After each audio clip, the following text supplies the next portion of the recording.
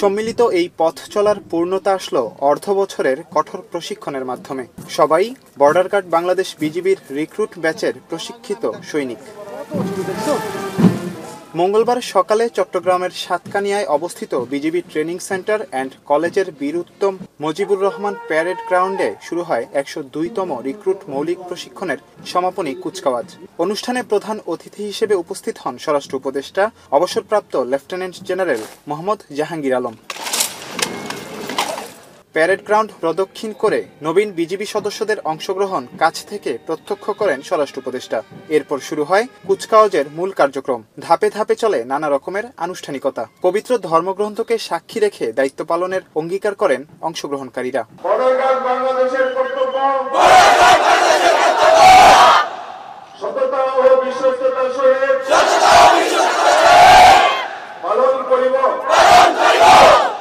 বিজিবির মূল মন্ত্রকে অনুসরণ করে সুশৃঙ্খলভাবে চলার আহ্বান জানিয়ে অনুষ্ঠানে সমাপনী বক্তব্যে স্বরাষ্ট্র উপদেষ্টা বলেন, সীমান্তের শত্রুদের পিঠ দেখিয়ে নয়, প্রয়োজনে জীবন বিলিয়ে বিজয় আনতে হবে। সীমান্তবর্তী প্রতিপক্ষদের কাছে কোনো অবস্থাতেই পিঠ প্রদর্শন না করার জন্য আমি তোমাদের প্রতি উদাত্ত আহ্বান জানাচ্ছি।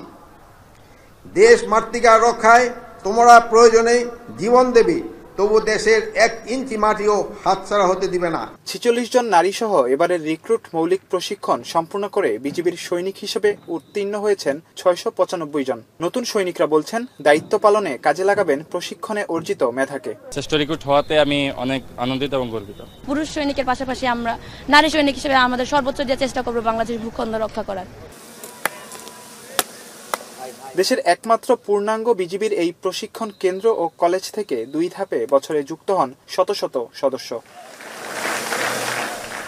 দীর্ঘ ২৩ সপ্তাহের কঠোর প্রশিক্ষণের পর যে লক্ষ্য, উদ্দেশ্য এবং শপথের মাধ্যমে আজকের এই সমাপনী কুচকাওয়াজ অনুষ্ঠান সম্পন্ন করলেন বিজিবির নবাগত সদস্যরা, তারা তার স্মরণে রেখে দেশমাতৃকার যেই সীমান্ত রয়েছে সেই সীমান্তের অতন্ত্র প্রহরী হিসেবে সদা জাগ্রত থাকবেন এবং তাদের যে পূর্বসূরি রয়েছে সেই পূর্বসূরিদের বলিষ্ঠ নেতৃত্বকে সামনের দিকে এগিয়ে নিয়ে যাবেন দেশপ্রেম এবং আন্তরিকতার সাথে।